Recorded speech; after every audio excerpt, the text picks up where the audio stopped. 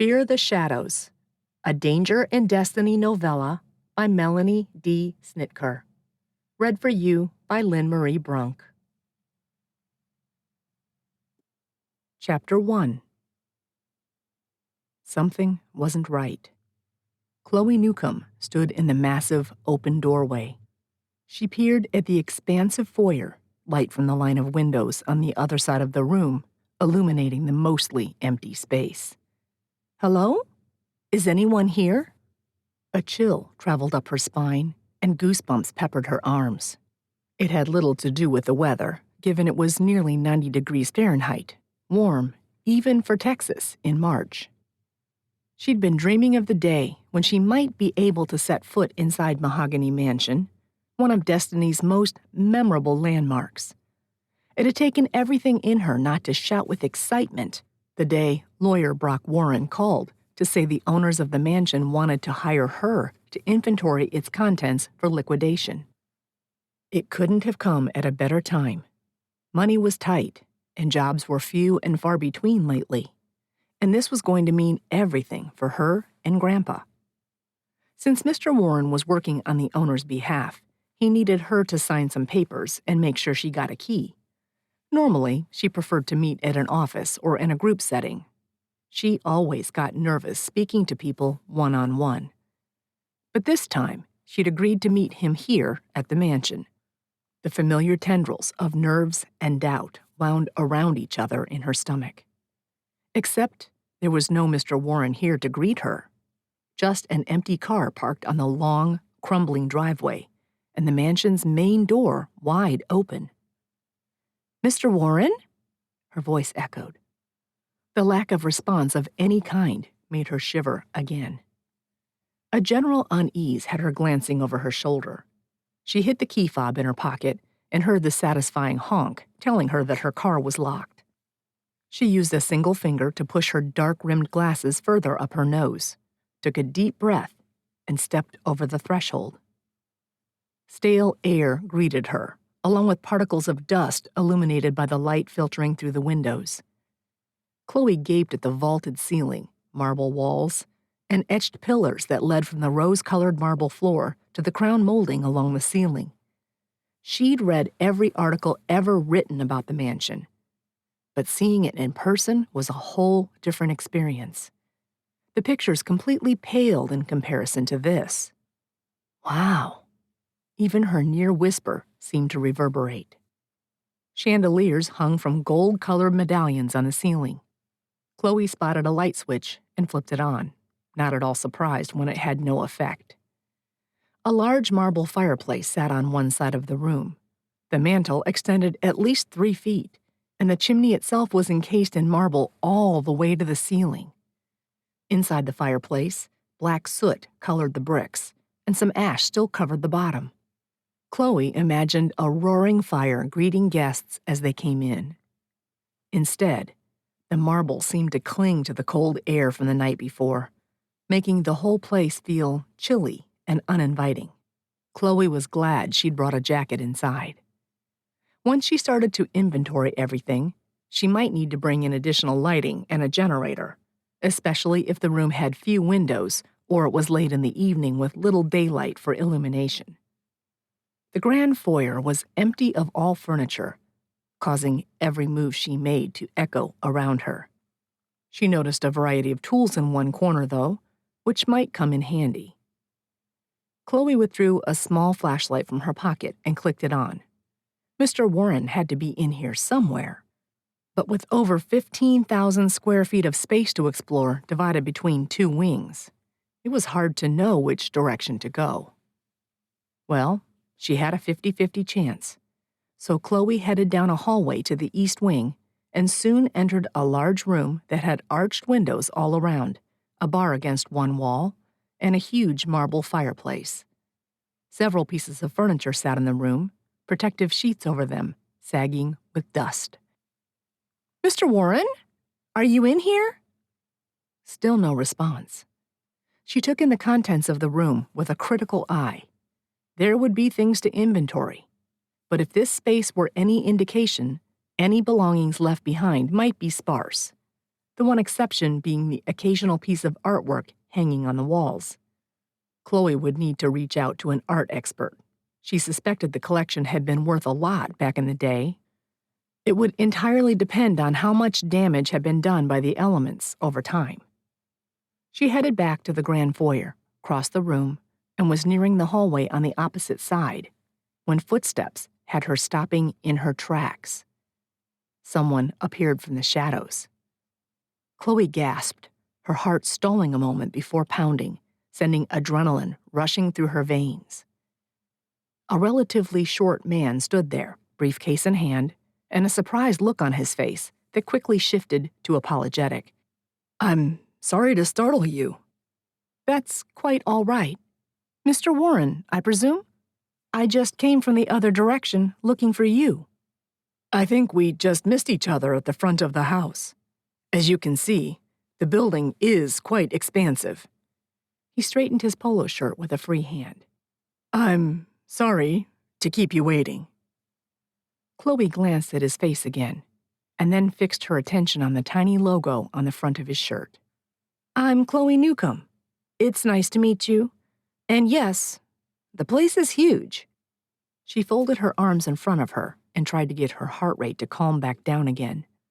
"I'm thrilled to have the opportunity to inventory everything for your client."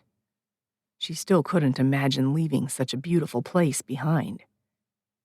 He motioned to the room they were in. "Yes, well, now that we're here, I'm not sure how much work there will actually be for you to do." "I think there'll be plenty," Chloe assured him. It would be worth it to have the opportunity to really get a good look at this place. Besides, she found a lot of estates that had treasures that most of the family didn't even know about. Those discoveries were what she lived for. "So all I need to do is sign some paperwork and get a key from you?" Mr. Warren frowned and looked down at his briefcase, his brown hair falling into his eyes. He swept it away impatiently. Yes. Unfortunately, I've just realized I left that paperwork in my car. If you'll excuse me, I'll retrieve it immediately." "Of course." Chloe frowned. If the paperwork wasn't in the briefcase, had he just left it on the seat of his car? He wasted no time in exiting through the main door. A minute or two later, an engine started. Chloe crossed to the door to see Mr. Warren backing the car out of the driveway and disappearing down the road. The man wasn't the least bit professional. Chloe made a mental note to never go to Smith, Warren, and Associates for legal help in the future. Her gaze shifted to the doorway he'd originally come from. It was the hallway to the West Wing. Why had Mr. Warren been back there at all? Maybe the rooms there were nearly empty, and that's why he commented on how there really wasn't much for her to do here. Even though she was more than ready to leave after her earlier scare, curiosity got the better of her. She'd take a quick peek to get an idea of what she was dealing with, and then return tomorrow to start her inventory. At least she could give the owners an idea of how long it might take to go through everything. She made a mental note to stop by the law office first thing. The hallway to the West Wing was identical to the east, except it emptied into an impressive kitchen. All countertops were marble, and the number of red oak cabinets would make any chef jealous. An island stood in the center of the room. It was so massive that it housed a sink and a small wet bar, and there was a large ceiling rack hanging by chains with several pots still dangling. Chloe chose to go along the left side of the island and went through a door to the dining room. She'd barely entered it when a light, shuffling sound from the other side of the room made her stop so fast that she nearly tripped. She squinted at the dark corner of the room. For the first time, she realized she might find any number of creatures living inside the mansion. After all, no human occupants made it a great place for something like a raccoon to live. Chloe imagined the giant grandfather of all raccoons watching her from across the room and decided to head out. She'd come back tomorrow, preferably with an animal control officer in tow, and possibly an exterminator as well. Content with her decision, She re-entered the kitchen to make her exit. Something on the other side of the island, an area she couldn't see when she came in originally, caught her eye. It was brown, shiny, and lying on the floor. With her heart in her throat, she clicked the flashlight on again and crept closer. It was a shoe. A heartbeat later, the beam of her flashlight traveled up to illuminate the body of a man on the floor, a pool of red blood slowly expanding beneath it. His unseeing eyes were fixed on the vaulted ceiling above him. Chloe screamed. Chapter 2. Arnold Dolman took in a deep breath, that of a man who just started a vacation he wasn't overly excited about. As chief of the Destiny Police Department, vacations were few and far between, partly because he was busy, and partly because he simply didn't take them. Sitting around reading books or binge-watching a TV program wasn't his style.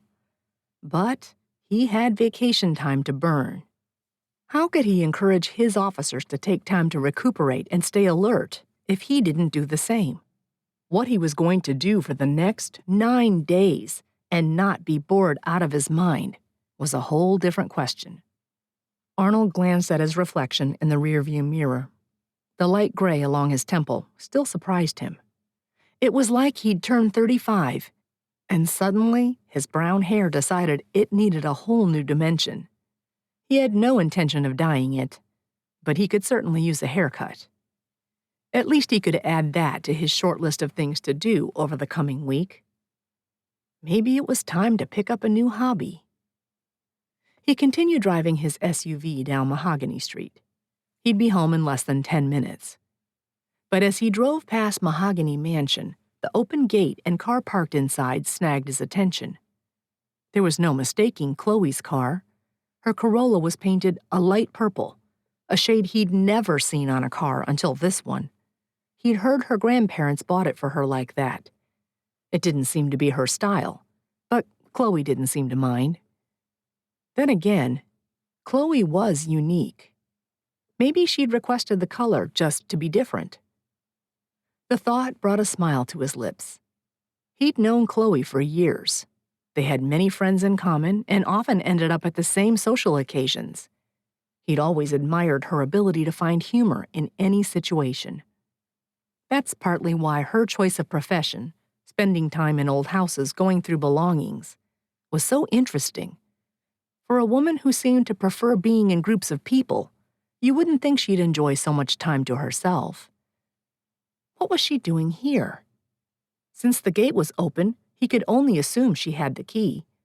Still, Arnold couldn't remember the last time someone had permission to be on the property. They rarely had problems with people trespassing, but the police department knew to keep an eye on the place. He ought to stop and check on Chloe and make sure she is okay. The idea of getting a look inside didn't exactly deter him. There wasn't a resident in Destiny who wouldn't jump at the chance to go inside the mansion if given the opportunity. Plus, if Chloe has been given access to the mansion, he should at least give his people at the station a heads up. Arnold pulled to a stop at the curb near the entrance to the driveway. The early spring breeze greeted him as he got out. Immediately, he noticed that all 4 tires on the Corolla were completely flat. A quick glance inside the vehicle told him it was empty. He jogged to the front of the mansion. To his surprise, the massive 10-foot-tall door was wide open. "Chloe? It's Arnold Dolman. Are you in here?" No response. "Lord, please let her be okay," he breathed. The lack of response could easily be due to the size of the mansion. She could be anywhere. Still, a general uneasiness settled over him, and he'd learned years ago never to ignore it. He stepped inside and pulled the door closed behind him. It only took a moment for his eyes to adjust to the change in lighting. A woman's scream exploded from the hallway to his left. The terror in her voice was palpable. Arnold instinctively ran down the hallway, his hand resting on the firearm at his side. He entered the kitchen to find Chloe standing on the other side, hands over her mouth, her eyes wide. "Chloe!" He skirted the island to join her. "Are you okay?" She slowly shook her head, her eyes on something else as she pointed. Arnold followed the direction of her finger to the body of a man sprawled on the marble floor. Based on the amount of blood alone, he knew the man was dead even before he checked for a pulse. The hole in the man's shirt made it clear he'd been shot. Arnold got to his feet, withdrew his weapon, and took Chloe by the hand. "Come on, we need to get outside." If the person who did this was still inside the mansion, there were way too many places they could hide without being detected. It was too much of a liability. He didn't wait for her response. Instead, he tugged her close and made his way to the main entrance. As soon as they were outside, he holstered his weapon and withdrew his cell phone to dial the precinct. Chloe kept a tight grip on his left hand, and Arnold had no intention of letting go. "This is Chief Dolman. I'm at Mahogany Mansion. We've got a body inside. I'm going to need a bus and additional units to my location immediately."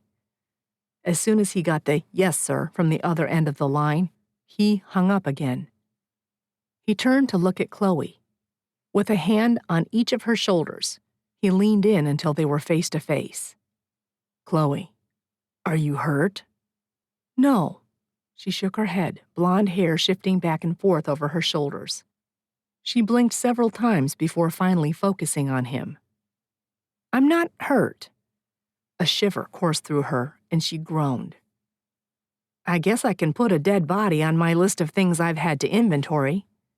She attempted a smile, but it didn't quite reach her eyes. It was completely inappropriate timing, but Arnold chuckled anyway. That was Chloe. She could make a joke and get people to laugh in any situation. She shivered again despite the unseasonably warm temperature outside. "Here, let me see your car keys." Chloe let go of his hand to take her keys from her pocket. Arnold guided her to the car where he turned on the engine and then helped her into the driver's seat. "You're in shock. Why don't you just sit here for a few minutes?" She hadn't even noticed the tires, further proving she needed some time to recover. She looked like she might argue. Instead, she nodded her agreement. Multiple sirens announced the arrival of backup. Arnold ducked down so he could see her face. "You okay for a few minutes?" Color was already beginning to return to her cheeks. "I'm good. Go." 3 squad cars parked near his own, and the police officers quickly approached. Arnold pointed to Officer Jenny Durant. "Chloe Newcomb is the one who found the body. Stay close by." "Yes, sir." He turned to the other officers. "We've got a deceased male in the kitchen. He was shot, and it is unknown whether the perpetrator is still in the mansion or not. If you do find someone, consider them armed and dangerous. As you all know, it's a large area. We need to divide, sweep the house, and watch each other's backs. Keep communication open." Together, they went through the entire mansion. While the building itself was enormous, many of the rooms were open and empty. Except for closets and other small spaces, it didn't take as long to clear the house as it could have. "Hey, Chief," Officer Durant's voice came over the radio. "The ME just arrived. She's headed to the door." "Copy that." Genevieve Marks, or Eve as most people called her, was Destiny's chief medical examiner. She was observant and thorough, and Arnold considered her a huge asset to the department. He jogged down the long hallway to meet her in the grand foyer. "Hey, Eve. Glad you're here." He reached out and shook her hand. "I thought I'd meet you so you didn't have to worry about getting lost." Eve took in her surroundings. "This place is something else, isn't it?" "It sure is," he agreed, as he led the way to the kitchen. "The body was found approximately 32 minutes ago.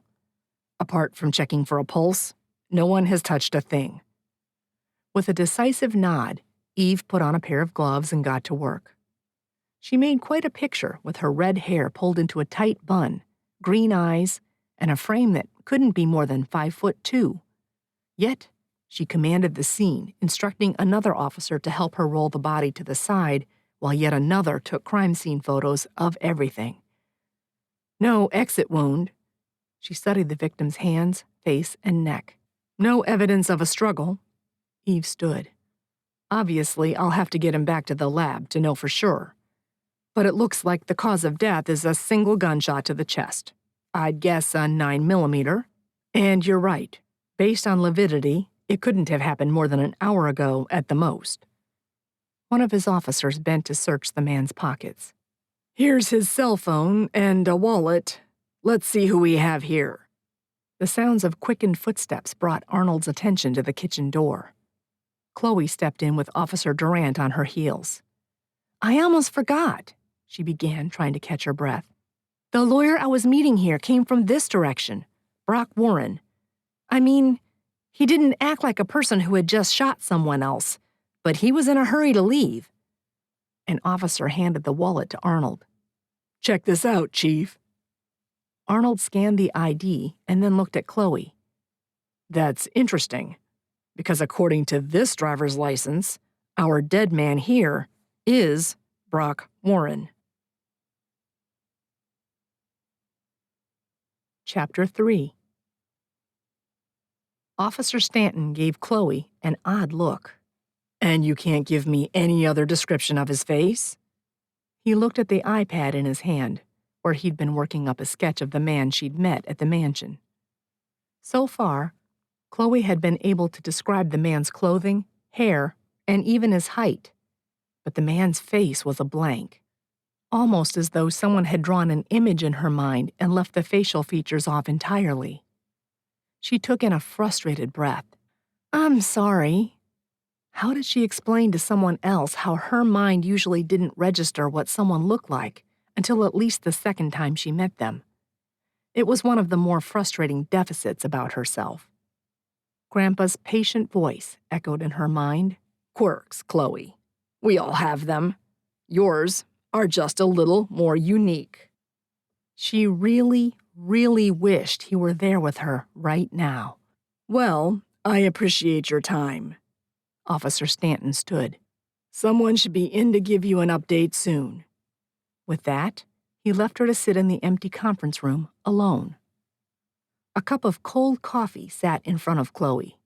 She leaned back in her chair and took in the simple decor. It wasn't drab, but it wasn't fancy either.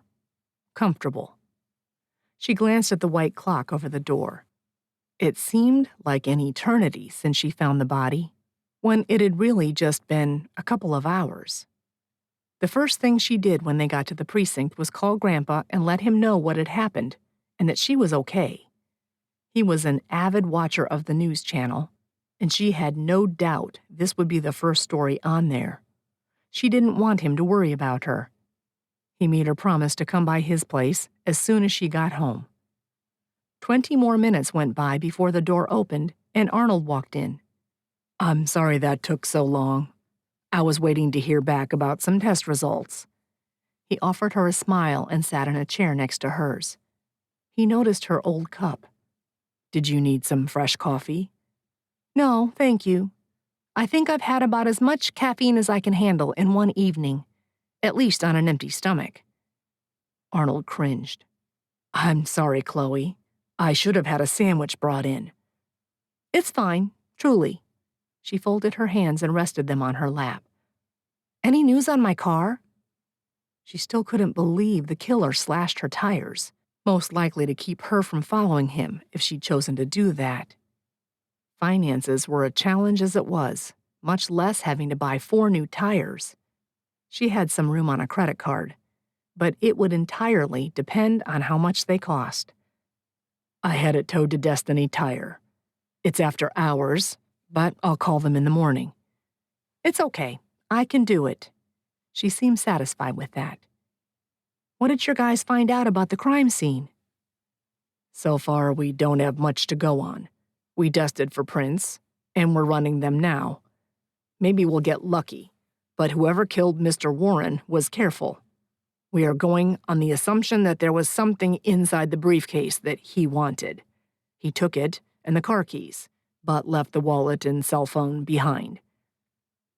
Chloe studied Arnold, noting the 5 o'clock shadow that made him look even more rugged than normal. She'd always considered the man handsome, the standout in a crowd kind of handsome that seemed to snag a lot of women's attention. They were both involved in the Historical Society plus the City Council to one degree or another, so it wasn't unusual for her to see him at social gatherings. While she did her best to blend in and go with the flow, he never failed to take command of a crowd. People who knew him respected him, herself included. Her thought shifted to a barbecue a few years ago. He'd asked her to go out to dinner with him. She'd been so flustered that all she could do was say, "No, thank you," and wish him a good night. He seemed to take it in stride. She'd replayed the exchange in her head many times since then and wondered if she might have misread the intention behind the invitation in the first place. Either way, it never came up again. Right now, he watched her, his gray eyes kind and understanding. "Are you sure you didn't get a look at his vehicle?" Chloe suppressed a sigh. "It was white, some kind of average-sized car." She tossed him an apologetic look. "I'm sorry. I don't notice cars. That's why my grandparents paid to have my car painted purple years ago. It's impossible to lose it in a crowded parking lot." She stopped. It sounded so stupid when she heard herself say that aloud. But the very thought of not finding it used to cause her a great deal of anxiety. It had gotten to the point that she avoided parking anywhere that was busy, unless she could get one of the parking spots closest to the store. Other than noticing whether a vehicle is a car versus a truck, or if there's a unique color, they all look the same to me. Is it the same reason why faces blend together for you, too? Speaking of faces, she was pretty sure her own might actually catch fire any minute now.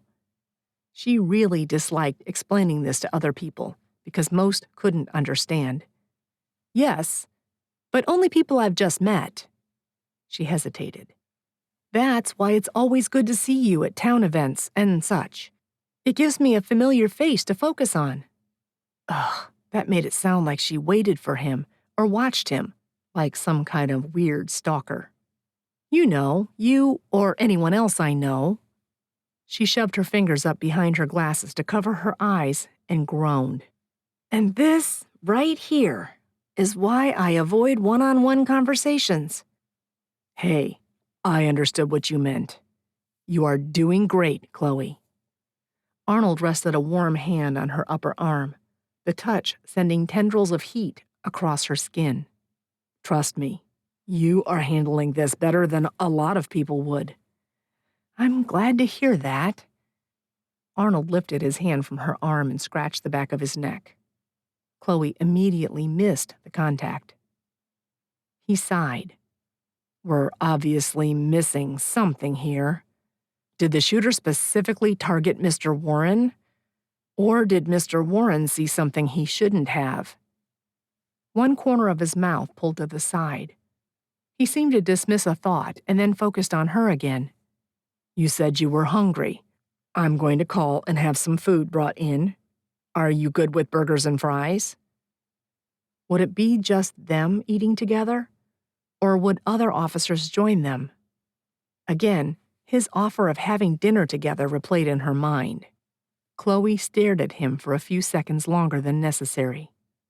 "I still have a few more questions for you, but I think we'd both think a lot more clearly if we had something to eat." He seemed to sense her hesitation. "Look, I'm sure you're exhausted. If you'd rather come back tomorrow, that would be fine too." The thought of returning to the conference room sounded like torture. "No, let's get this all finished up tonight. Burgers and fries sound great."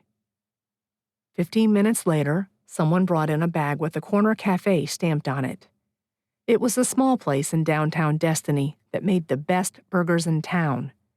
The owner, Dean Shaw, opened the restaurant about 5 years ago. Arnold thanked the officer and unpacked the bag. "Dean brought them by himself," he said. Occasionally, he'll bring food after a particularly rough case. Chloe accepted a burger. Thank you. Yes, Grandpa and I eat there nearly every Sunday after church. Dean is always very kind. She unwrapped the burger, poured her fries out on the paper, and popped one into her mouth. Crispy, with just the right amount of salt. Arnold took a long drink of his soda. That's neat that you were hired to inventory the mansion. Did someone just reach out to you? Chloe nodded. A couple of weeks ago. The law firm called me up saying they needed to hire someone to go through and see what was worth selling and what should be donated. She ate a bite of her burger before continuing. The couple who owns the mansion moved decades ago. From what I understand, Mr. Border designed and built the mansion himself. Later, he decided to move the whole family to Maine, where his wife grew up, so they could raise the kids near her family. I guess he had a hard time letting the mansion go, even though I don't think they ever came back. Unfortunately, Mrs. Border passed away 2 years ago, and Mr. Border suffers from dementia and is currently receiving care in some kind of assisted living facility. Since his daughter now has full control of his finances, she's planning to sell everything here to help with expenses. They were hoping to have it done as soon as possible. At least that was what I was told. I haven't spoken with his daughter personally yet. Is that common? Honestly, no. Usually I speak directly with the owners of an estate. Working through a lawyer is unusual for me. But when I spoke to Mr. Warren on the phone originally, he assured me that I would get contact information along with keys to both the gate and the house. She picked up her drink and held it between her hands. Hopefully, someone else at the law firm will have all the details of the arrangement. The truth was, she couldn't afford to lose this job. She wanted to make sure the owner knew she was still happy to inventory the mansion as originally agreed upon. Typically, she preferred to work in a home alone. She still planned to do so now, but she doubted she'd ever get the sight of Mr. Warren's dead body out of her mind. How long would it be before the police were finished with the house and she could get back inside? Would the bloodstain still be there? She pictured the way the suspect seemed to materialize in the shadowed doorway and suppressed a shudder. Chloe watched as Arnold jotted a few things down on a pad of paper, then turned back to his burger. She cleared her throat. Why didn't he shoot me, too? Chapter 4. Arnold had been mulling over the very same question. The fact that he could have arrived at the mansion and found a very different scene was like a gut punch. He'd had to push that mental image aside because the thought of finding Chloe like that was unthinkable. I don't know. I'm inclined to think that whatever led to the shooting wasn't premeditated. The man could have shot you to keep you quiet. He could have hurt you in order to escape. Instead, he stopped to speak to you and let you believe he was Mr. Warren before leaving. It didn't strike Arnold as the actions of a cold-blooded killer. He wadded up the wrappings from dinner and tossed them into a nearby trash can. Then I should be good to get back to work at the mansion as soon as I get the go-ahead from the owners. Her words surprised him. You want to go back in there after what happened? He knew she often worked alone. He imagined her there in that huge mansion by herself, and the idea didn't sit well with him at all. I don't think that's a good idea. Not until we close this case, at least. Chloe immediately shook her head. If I don't get started, I may lose the job to someone else. I can't afford that. She folded up what was left of her food into a clean little square and got up to throw it away. When she turned to face him again, determination flashed in her light brown eyes. Officers have gone through that building from one corner to the other. Whoever murdered Mr. Warren is long gone by now. She stood there, back straight, and dared him to contradict her. But there was no missing the slight tremble in her voice. She was nervous, even if she wasn't about to admit it. The woman had a lot of guts, a character trait he more than appreciated. Chloe, I don't feel comfortable with the idea. But you can't stop me, right? Not legally. Not if I get those papers signed giving me the right to enter the building. As long as this remains an open investigation, we can limit who comes and goes. Chloe shot him a fiery look. If it's about being the first to see the contents of that house, I get it. It's the opportunity of a lifetime. But it's not worth risking your life until we know what's going on. She quickly shifted her gaze from him to the door of the conference room. There was clearly more to this job than she was letting on. What's really going on? I should probably get going. She stuffed her hands in the pockets of her jacket. Arnold skirted a chair to stand in front of her. Chloe, come on. We've known each other for years. Not for the first time. He wished they'd had the opportunity to spend time together outside of group events. He'd been dedicated to his job for years, sometimes too dedicated. His people liked to tease him about being married to it, and he seriously doubted there was a woman out there who'd be willing to share him like that. He wasn't about to let a potential marriage become a statistic. That said, he'd always been drawn to Chloe. Not only for the way she helped with the Destiny Historical Society and spoke her mind, but also because she was an incredibly beautiful woman. The combination of blonde hair and brown eyes was striking and uncommon. Even now, with her anger and frustration directed at him, she was breathtaking. Look, he continued, I consider you to be my friend. I hope you think of me as one too. As your friend, I'm concerned that there's more going on here than what you're telling me. He motioned to a nearby chair and watched with relief when she lowered herself into it. And then he joined her. She twisted a ring around her finger for a full minute before finally speaking. Grandpa needs an insulin pump. His insurance will pay 80%, but that extra 20% is still substantial, plus all the medication and supplies. She shrugged, her gaze still on the ring.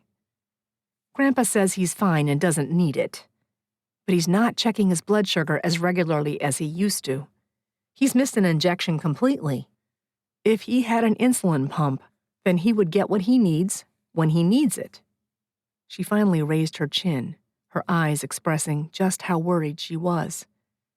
The money from this job was going to pay for it. I can't afford to miss this opportunity. Arnold wasn't about to ask how much the remaining amount was or suggest she see about getting help from her friends or church. Her grandfather, Carl, was a kind but independent man. Arnold heard through the grapevine that Carl and Chloe each lived on their own sides of a duplex, close enough to help each other, yet still have distance to have their own lives. It would seem he'd instilled that same independence into his granddaughter. Arnold respected them both because of it. The department is still trying to get a hold of the law firm. I'm hoping to get an appointment set up for tomorrow. When I do, how about you go with me? We'll get everything sorted out about the job while we're there. She released a breath, her shoulders relaxing with the offer. Thank you. Of course. He pulled his phone out. If you'll give me your number, I'll text you with the time as soon as I get one. She readily agreed. Once he had her number programmed into his phone, he sent her a text so that she'd have his as well. If you're ready to go home, I'll be happy to drive you. I am. Thank you. They both stood. I know tonight was grueling. I appreciate you coming to the station and going through everything with us. I just hope you find the person responsible as soon as possible. Chloe pushed her glasses farther up onto the bridge of her nose. She grabbed her bag and turned for the door. Halfway there, she stalled and turned again. I didn't think to ask, but what were you doing at the mansion anyway? I recognized your car, and I had a feeling I couldn't shake. I needed to make sure you were okay. He said a silent prayer of thanks for the nudge to stop. I'm real glad you did. Thank you, Arnold. You're welcome, Chloe. They walked out of the conference room together. The door had barely shut behind them when Officer Paul Crouchide approached them. Aren't you supposed to be on vacation, sir? Crouchide asked in amusement. That's the rumor, Arnold said. There's one thing I want to take care of tomorrow. Let me know once we have a meeting set up with Smith, Warren, and Associates. I'll handle that one myself. Otherwise, I'll be out of your hair. Understood, sir. Enjoy your time off. Will do. Arnold escorted Chloe to the back parking lot where his vehicle was waiting. Nice car, she said. Even I can tell this one has personality. Arnold laughed. That it does. This is a 1972 Cutlass. My dad and I restored it when I was a teen. And then he gave it to me when I turned 21. He was obviously proud of it and the memories it held. He opened the passenger side door for her, then went around and got in. He asked for her address and started the car. I heard you and your grandfather live next door to each other. Is that right? Yes. Chloe kept her eyes on the road ahead of them. It was his idea. He said he was way too old for a babysitter, and I was too young to be tied down to him. Besides, as soon as I graduated from high school, he insisted I needed to be responsible for my own place. She clasped her hands together and rested them in her lap. She said nothing else, and it seemed she just wanted to travel in silence. Arnold held his tongue and glanced at her. The streetlights that shone through her window illuminated her blonde hair. He noted her worrying her lower lip and wished he could do something to make her feel more comfortable. He felt better knowing she was only a door away from her grandfather. He was also glad he could drive her home to know she got there safely. His cell phone rang, and he swiped to answer. Dolman. It was Crouchide with an update on the meeting with the law firm the next morning at 9:30. When he hung up, he relayed the information to Chloe. Will you be able to borrow your grandfather's car? He doesn't have one anymore. We just share mine. Arnold couldn't stop his smile. I would pay good money to see him driving your purple car. Chloe laughed at that. I have a photo or two. Generally, though, he doesn't need to drive himself anymore. We go to church and lunch on Sunday, and the senior center down the street sends a shuttle for him a couple times a week. It works. Arnold had a strong suspicion the decision to go down to one car was based on financial reasons. How about I swing by and pick you up for the meeting? Oh, no, I couldn't ask you to do that. You've done more than enough today. He couldn't tell if she was being sincere or polite. Tired of seeing me already, huh? When she looked at him, it was clear she was worried he was upset. Only after seeing the smile on his face did she relax again. No, she hesitated, then said the word again with more certainty. I just don't want to be any trouble. It's no trouble at all. He pulled up to the curb in front of her duplex. He was happy to see that, although small, it seemed well-maintained and in a decent neighborhood.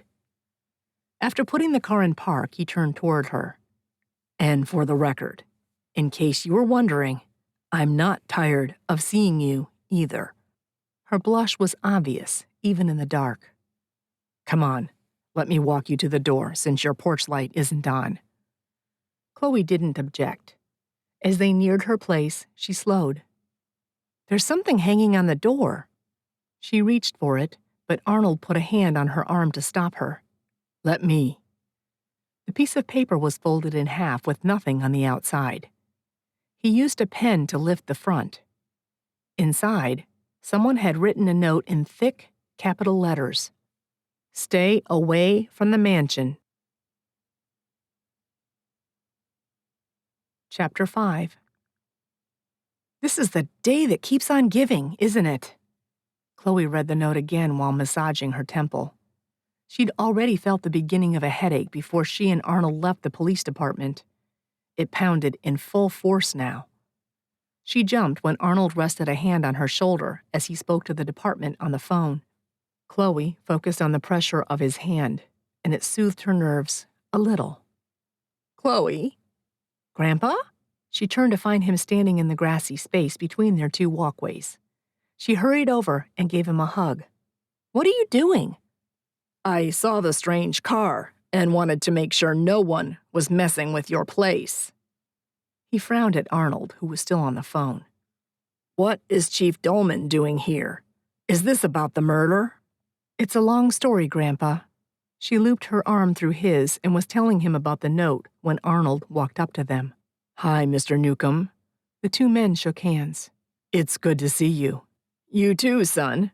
Grandpa pointed to Chloe's door. I don't like the idea of someone threatening my granddaughter. Neither do I, sir. I'll wait for the officers to arrive.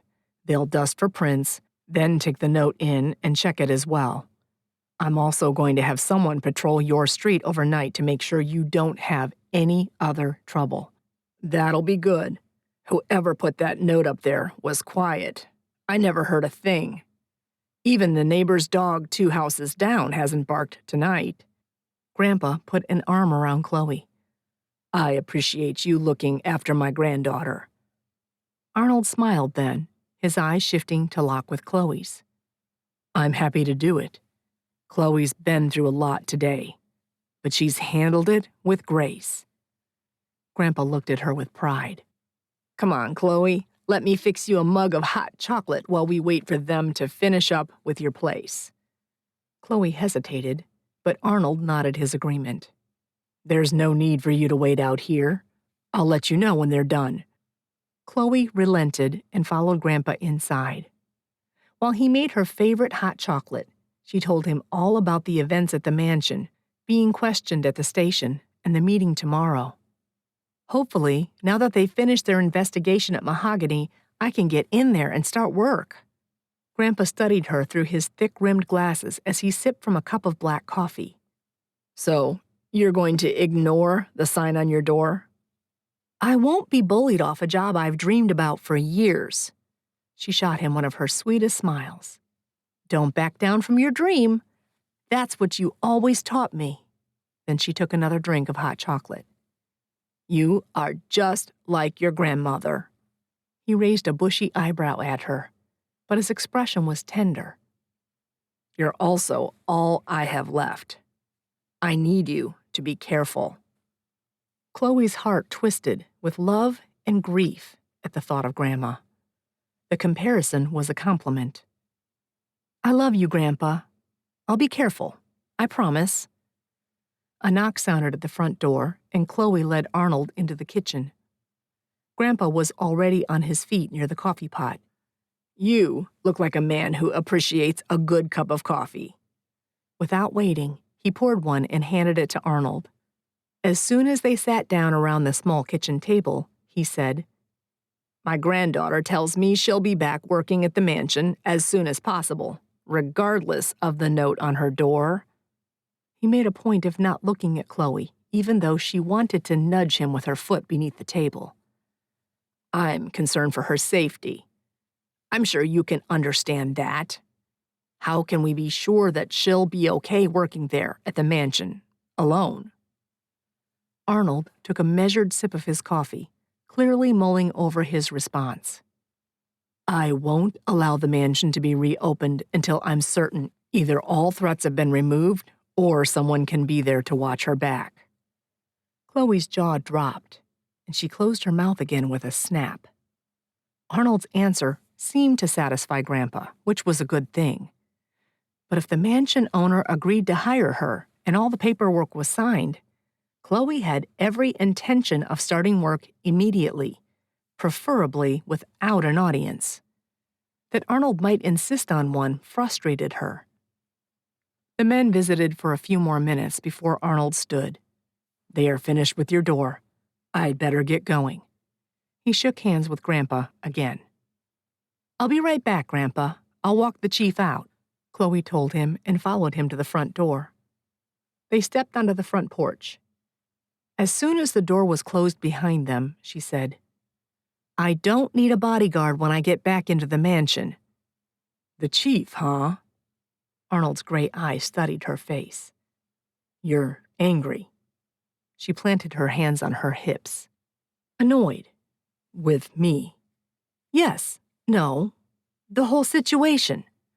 Chloe closed her eyes for a moment and tried to get her thoughts in order. I feel the clock ticking on this job. Once I get into the mansion, I have a particular way I do things. Alone. Maybe you don't want a bodyguard.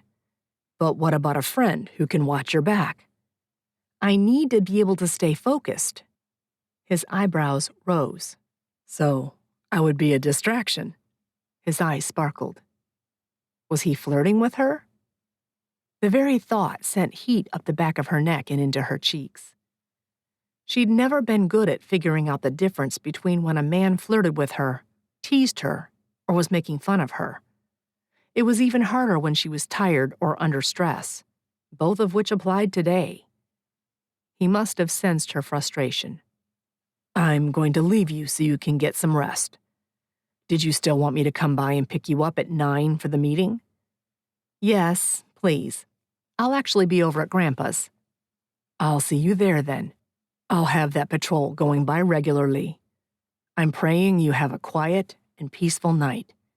If you do need anything, you have my number. Thank you. You're welcome, Chloe. Good night. Arnold headed home. He initially contemplated staying in his car outside Chloe's duplex to make sure no one else messed with her house. But the patrol setup would do a fine job. Besides, if she caught him, he had no doubt she'd be furious. He chuckled to himself. He probably shouldn't have flirted with her. It's not like he wasn't interested in her. He was, and had been for years. But she'd shot down his one attempt to ask her out. She'd made it clear she wasn't interested in him. So, he'd made a point of simply being friendly when their paths crossed. But tonight, he couldn't help himself. If she had any idea just how tempting it had been to kiss her earlier when she stood there looking at him, her hands on her hips, he'd probably get a little credit for only flirting. Still, he'd be more careful tomorrow. He certainly didn't want her to feel uncomfortable around him.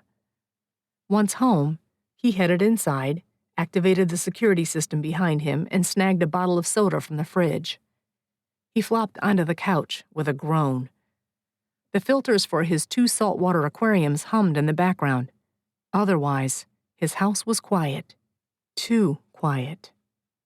He didn't usually notice. Most of the time, he was at the station. When he came home, he ate something quick and went to bed. Tonight, he missed having someone to talk to. He envied Chloe and her grandfather living so close together. While he had a great relationship with his own parents, they had a home in Florida. With the time difference, it was way too late to call them right now. His mind spun with thoughts of the case and of Chloe, making it impossible to sleep. Instead, he watched an episode of a TV show he had saved and then got ready for bed. Just before closing his eyes, he prayed, Father, please bless Chloe with peaceful dreams. Keep her and her grandfather safe. Thank you for your part in protecting her today. Amen. He fell asleep almost immediately, his own dreams filled with an endless mansion, moving shadows, and a certain woman looking at him with light brown eyes that reminded him of milk chocolate. Chapter 6. It had taken forever to finally fall asleep last night. Chloe had wished she'd stay with Grandpa, but she'd suspected she'd be restless and didn't want to keep him up. He also would have demanded she take his bed and then sleep on the couch himself. While a kind offer, she knew his back would bother him the next day. No, sleeping in her own place made the most sense. Thankfully, once she did finally drift off, she'd been free of nightmares.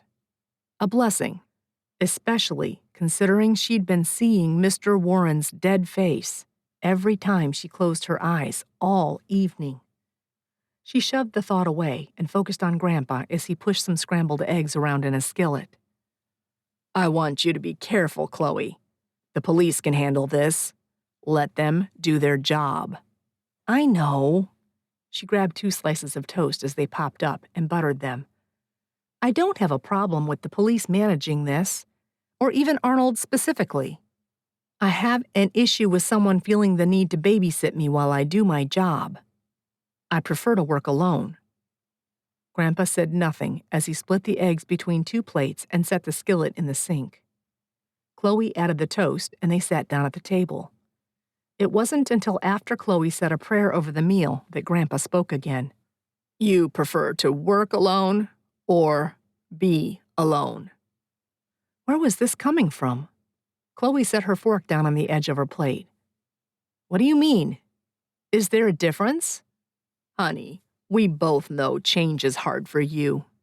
He reached across the table and put a weathered hand on top of hers. Sometimes I wonder if you work alone because it's familiar, easy, a routine you're used to. Grandpa, I'm not alone. I have you. She turned her hand over and squeezed his. She knew where this conversation was going and didn't care to have it right now. I won't be on this earth forever.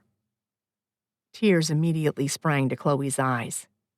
She desperately blinked them away as visions of Grandma came to mind. I don't want to talk about that. I know. He tugged her hand until she looked at him. His eyes were concerned, kind, full of love. I also don't like to think about you being here completely alone someday. You have so much to give, Chloe. I want you to be able to share your life with someone who loves you. Arnold immediately came to her mind, which only frustrated her even more. You always said I should be myself, that I shouldn't have to compromise who I am to fit in with what someone else expects. Her words came out more accusatory than she'd intended them to. I stand by that. But I think if you take the time to look around, you'll find there's someone who not only cares about you, but loves you for exactly who you are. He gave her a meaningful look before squeezing her hand and releasing it. I never want you to change who you are, but I also don't want you to miss the blessings God has in store for you because you're afraid things around you will change. Chloe nodded, unable to trust her voice just yet. She made herself finish her eggs and took a sip of coffee. She had a lot to think about, but she'd need time for that. Arnold would be by to pick her up soon, and she didn't want to leave Grandpa with the dishes. She stood, gave him a kiss on the cheek, and gathered their plates. How are you feeling today, Grandpa? How's your blood sugar level? I'm just fine. You worry about me way too much. Then I've learned from the master, she responded with a wink. Grandpa's deep chuckle made Chloe's heart happy. She'd just washed the last of the dishes when someone knocked at the door. Chloe glanced at her watch. Arnold was right on time. Chloe grabbed her bag and then welcomed a warm hug from Grandpa. I love you, Chloe. I'm proud of who you are. Thanks, Grandpa. I love you too. Arnold glanced at Chloe for the 3rd time since picking her up at her grandfather's house. She'd barely said a word as she watched the scenery go by her window. He truly couldn't tell if she was just tired, upset with him, or if she was worried about getting the Mahogany Mansion job. We found the lawyer's car abandoned on the other side of town, with no sign of the keys. It looks like everything inside was wiped down. They are processing it anyway, just in case. She nodded, but said nothing. They pulled into the parking lot for the law offices of Smith, Warren, and Associates, with a few minutes to spare. Chloe? She turned her head to look at him. Her pretty hair curved around the shape of her face as it tumbled to her shoulders. I can tell something's bothering you. He paused, trying to figure out how best to phrase what he was thinking. Did I offend you last night? She seemed to consider his question. No, you didn't. She sighed. I'm sorry, but I'm not good company today. Between this meeting, the job, and something my grandpa said this morning, I guess I'm struggling to organize my thoughts." Chloe took a deep breath, unbuckled her seatbelt, and reached for her bag. She put a hand on the door, but stopped. "One of the reasons why I'm good at my job is because taking inventory and organizing things is exactly how my mind works, too. Everything needs to fit into certain categories. I file them away and refer to them as needed." She paused. "Sometimes I forget that the way things are set up in my mind isn't always the way everyone else sees them, the way my friends see them." She spared him a glance. "I miss things. I don't always pick up on jokes or subtleties. It also means I don't always share what I'm thinking because it may not line up with what others expect. It's easier that way." Arnold wasn't sure he'd ever heard her say so much at one time. He could tell by the way her body was angled away from him that she wasn't overly comfortable with his degree of sharing, which made it even more significant.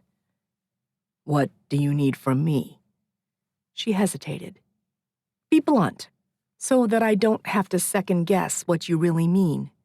And if I say something that makes you upset, tell me, because I don't always know." "Fair enough." A smile tugged at the corners of his mouth. This exchange between them was huge. "And Chloe?" He waited for her to look at him again. "On the topic of being blunt, I want you to know that I don't care if what you're thinking lines up with my expectations. You can always say what you think and how you feel around me." She gave a single nod, a hint of relief in her eyes. "We'd better get in there before we're late." Yes, we had. They walked side by side across the parking lot. The door into the building was locked, but someone inside spotted them and immediately unlocked it to usher them in. "Howie Smith," he said, and reached out to shake both of their hands. After Arnold introduced himself and Chloe, Mr. Smith locked the door again and led them to his office. "Water or coffee?" Both Arnold and Chloe declined and sat down. Mr. Smith nodded and took a seat behind the desk. "I still can't believe what happened to Brock. Our entire office is in shock. We are sorry for your loss. Thank you for agreeing to meet with us over the weekend like this." Arnold withdrew a pad of paper and a pen. "We're trying to understand why someone would want to hurt your partner. Is it okay if I ask you a few questions?" "Please. Anything I can do to help catch the person who did this." He motioned for Arnold to continue. "The only thing taken from Mr. Warren was his briefcase. Do you have any idea what kind of paperwork might have been inside? Did he carry a laptop with him?" "No. The computer he used is still here at the office." Mr. Smith pulled something up on his computer and then turned the screen so they could see it. "His meeting with Miss Newcomb," he nodded in her direction, "was his last of the day. His first meeting Monday would have been at 9, well after he normally comes to the office in the morning. Brock almost never took any work with him that he didn't immediately need for a case. The only documents in his briefcase at that time would be directly related to Mahogany Mansion. Do you happen to have another copy of the paperwork?" "Absolutely. I can print it out for you now." Within minutes, he set the paperwork on the desk. "As you can see here, this grants Miss Newcomb access to Mahogany Mansion, permission to go through all personal effects inside, and the right to contact other experts as needed in order to assess and catalog those effects." Arnold immediately saw where Chloe's full name, address, and phone number were included in the document. Once he had that briefcase, the perp knew where to find Chloe and leave that note on her door. "And what about the owners of the mansion? I understand the daughter has full legal control of it. Have there been any concerns or inconsistencies in your meetings with her?" "The power of attorney is all set up, although many places like financial institutions require more than that in order to access accounts and such. It was verified that Mrs. Yates not only has the deed to the mansion, but it was signed over to her by her father several years ago." Mr. Smith motioned to his computer. "I spoke with Mrs. Yates this morning, And she is happy to join a video call to speak with you, if that would be useful. That would be great. Arnold was impressed. Mr. Smith certainly seemed to be on point with everything. There was nothing about the lawyer that gave an impression of anything other than sincerity. It wasn't long before Mrs. Yates was on screen. Mr. Smith made the introductions. "Thank you for taking the time to speak with us, Mrs. Yates," Arnold greeted. "We'll only keep you for a few minutes. Is there anyone, family or friend, that had a problem with you becoming your father's power of attorney? Or selling the mansion?" "Not really. My brother was originally unhappy with my taking on power of attorney, but he works out of the country on a regular basis and finally admitted it would be more than he could handle." She seemed to consider whether she should say more. "I'll be honest and say that my dad would hate that we're selling the mansion, but he lives in a skilled nursing facility now, and the costs are high. Selling the mansion is necessary to have the funds to continue paying for the kind of care he needs." She frowned, and her lip quivered slightly. "I guess one blessing of advanced dementia is that he's blissfully unaware." Arnold couldn't imagine having to see a parent go through that. Heartbreaking didn't begin to describe it. "And what is your brother's name, please?" He jotted Daniel Border down. "We are sorry to hear about your father's health." "I appreciate that, and I appreciate Mr. Warren was working with me long distance like this, so that I don't have to leave my father right now. Even with the death of my partner, please rest assured that our firm is here for all of your financial needs." Mr. Smith was being very professional, but it was clear the death of Mr. Warren had hit him hard. Chloe leaned forward and lifted her hand a bit. "Mrs. Yates, if I may?" "Yes, of course." "I wondered whether you still wanted me to go forward with the plans to inventory the mansion." "Please, now even more than ever. In fact, I'm willing to pay a substantial bonus if you complete the inventory within a week. Is that something you think you might be able to do?" Chloe looked thoughtful. Arnold was certain she was mentally touring the mansion again. "I can at least give you a preliminary inventory by that time. As far as how much the contents are worth, it will likely take longer than that. I will need to consult with several specialists to get exact numbers for you." "That'll be fine." Mrs. Yates turned her attention to her lawyer. "I trust you can get everything arranged today?" "I certainly can."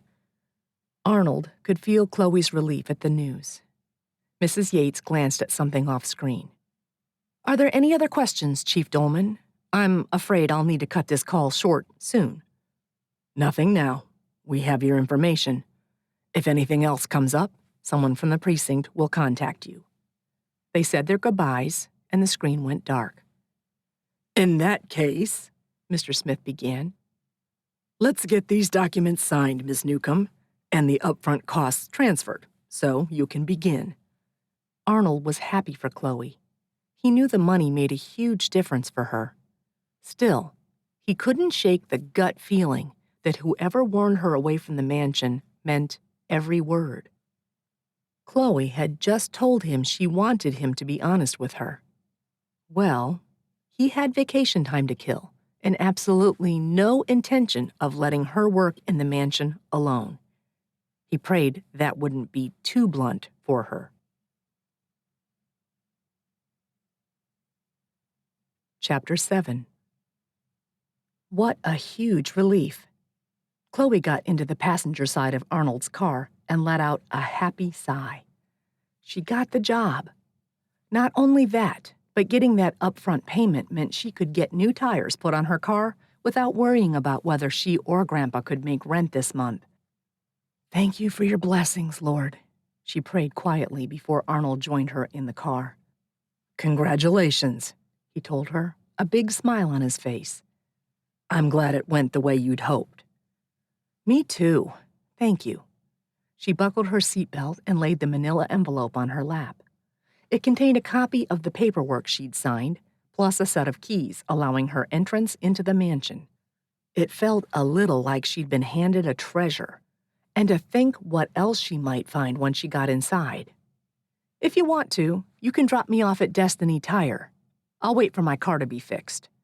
I need to get some supplies together and a plan in place so I can start going through items first thing tomorrow morning."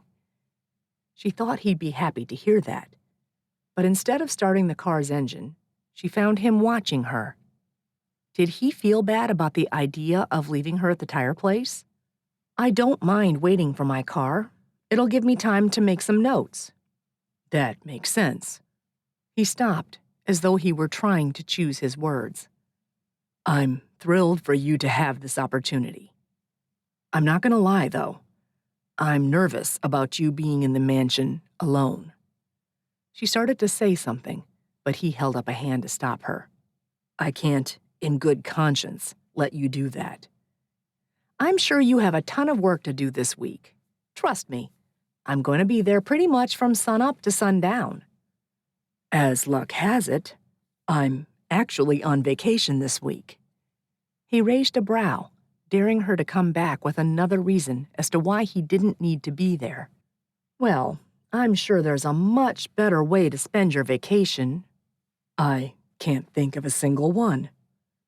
Chloe's eyes slid closed, and she let the back of her head hit the seat. "I have a certain way of doing things, Arnold." She looked at him again, hoping he could understand. "And I'm not going to mess with it. I'll stay out of your hair. But if you need a piece of furniture moved, I'm your guy." He pointed double thumbs at his chest. "If some psycho comes into the mansion and you need him arrested, I'm your guy for that, too." She chuckled at that. "You are very stubborn. Does that mean you accept my terms?"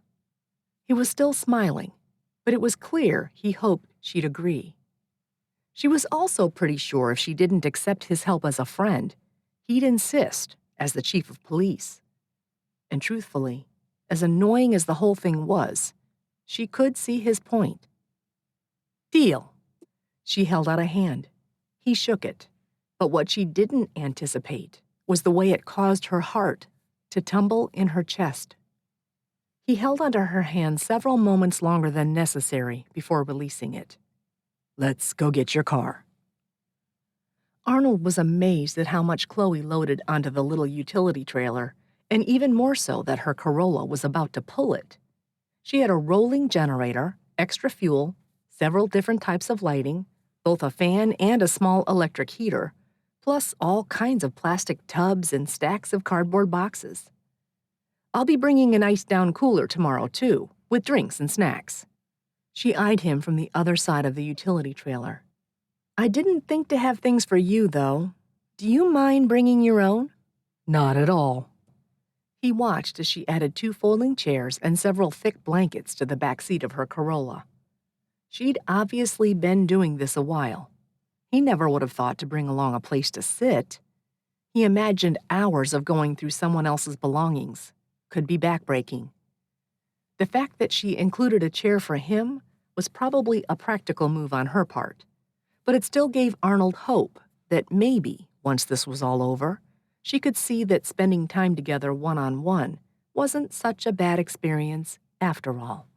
"Okay, I think that's it.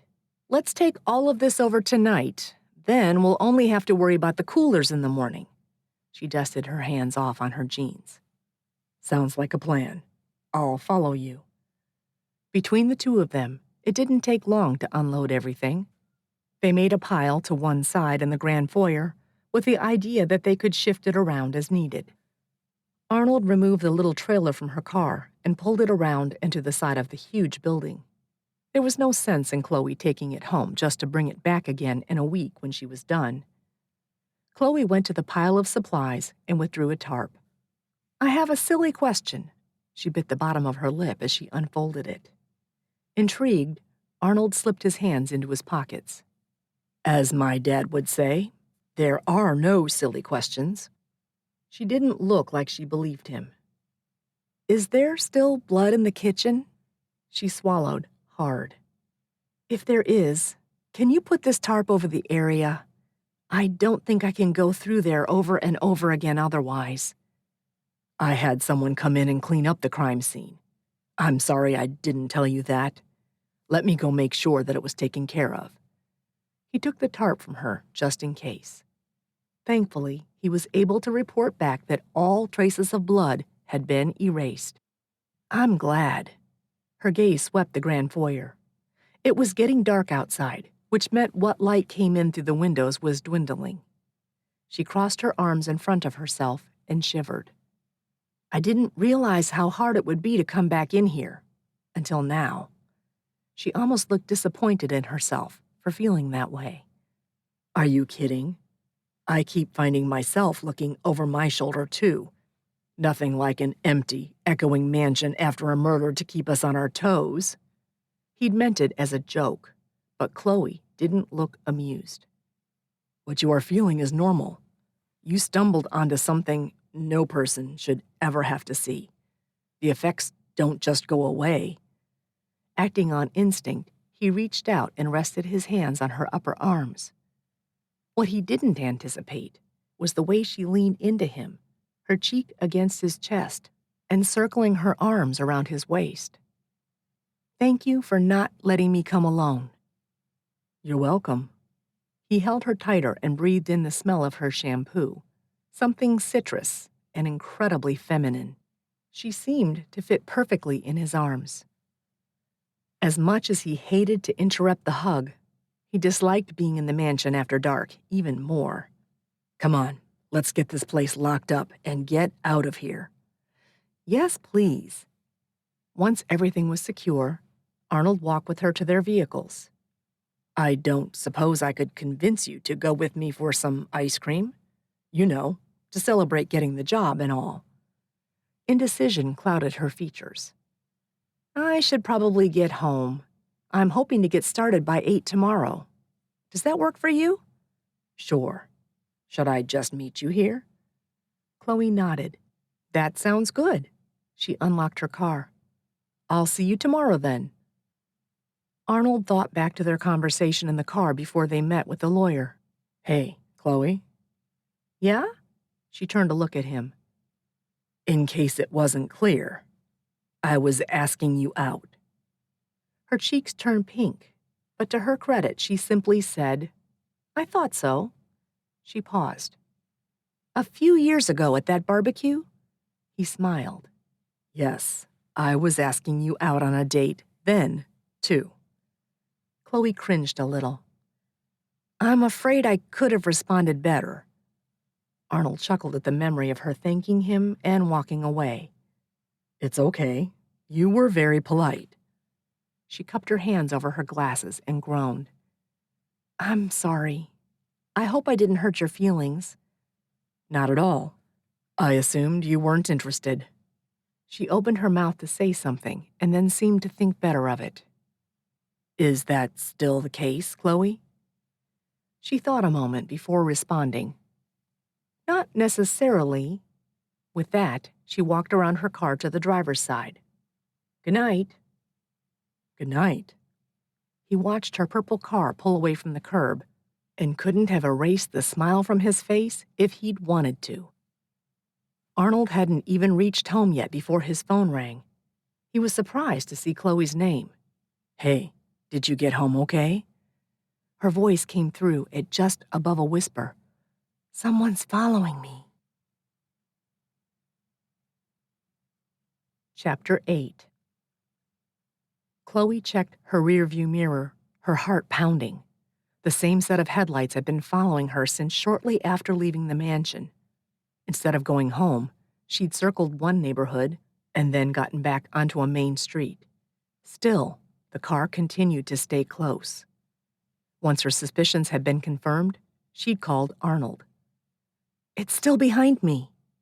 Where are you? She told him her location. Keep going ahead to the fire station on the corner of 20th and Hemlock. Pull into the station's parking lot and right up to the building. As soon as you do that, whoever is behind you will most likely leave you alone. Keep me on the line, and I'll meet you there. Yeah, okay. Her palms were sweaty, and she took turns drying them off on her pants leg. What if I'm being neurotic?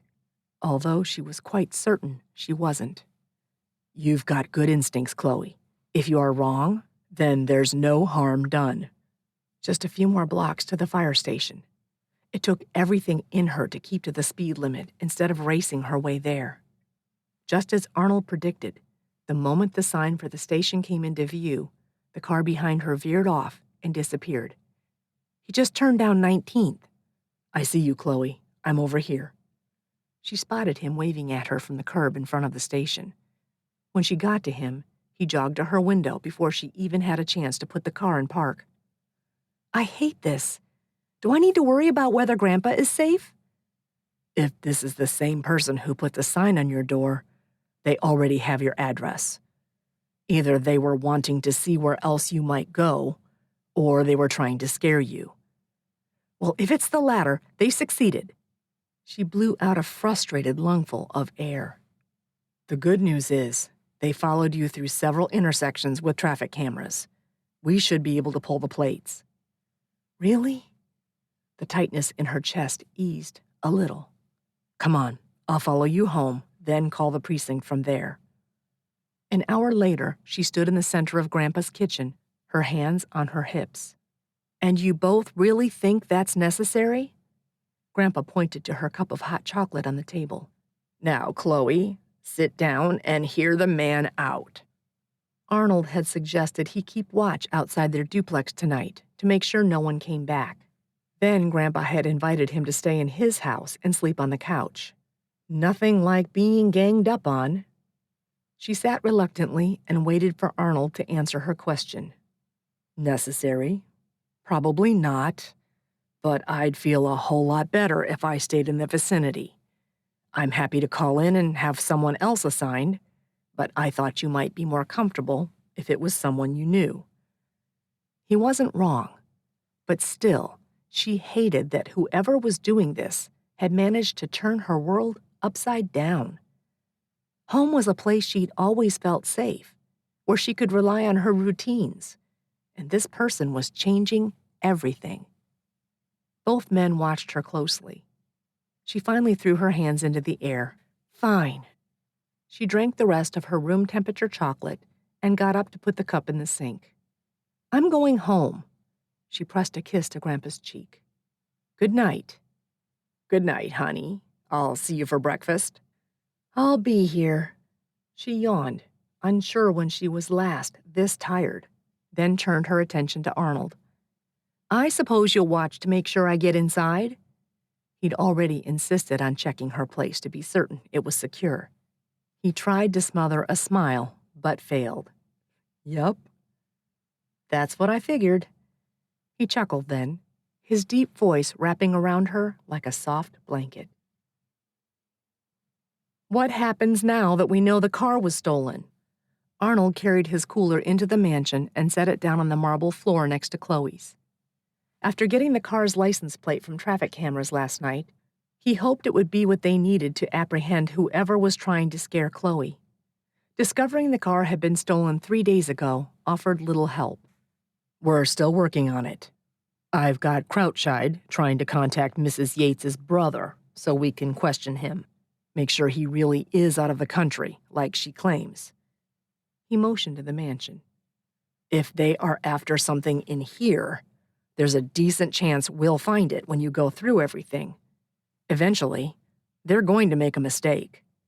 Either way, we will figure out who's behind this. His words seemed to encourage her. She pulled an iPad out of her bag and showed him a map of the house. He wasn't sure if she'd drawn it herself or if she'd managed to get a hold of the blueprint somehow. Everything was color-coded. She explained which rooms they needed to go through each day in order to finish her initial catalog before the end of the week. It was going to be a significant amount of work. Arnold had every intention of staying back and letting her approach it the way she normally would, but he did hope that she'd allow him to help to some degree. Meanwhile, with an officer assigned to stay near the Newcomb residence, Arnold could focus on making sure Chloe remained safe here at the mansion. The weight of his personal handgun on his hip and knowing his officers were aware of the situation gave him extra assurance. Watching Chloe work was fascinating. She had a system in place, and it took Arnold a couple of hours before he understood it fully. Absolutely everything she found was listed on her iPad, no matter how small the item.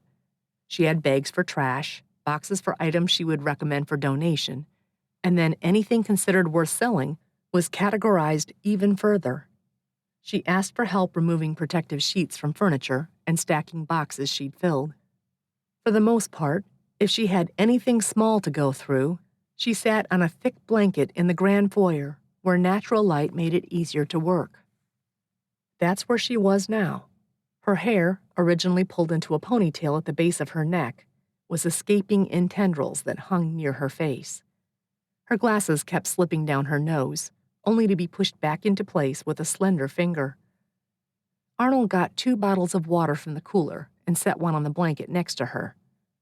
A moment later, she placed the last item in front of her, an ashtray, in a plastic bin, and looked up at him. "Thank you." She turned her iPad off and set it aside before reaching for the water. He took it as an opportunity to sit and join her. "It seems like you're making great progress so far." "I think so too. Considering how large this building is, relatively little was left behind." "What got you interested in becoming an estate liquidator?" "It's fascinating, but it doesn't seem like something the typical little girl dreams about." He took a long drink of his water.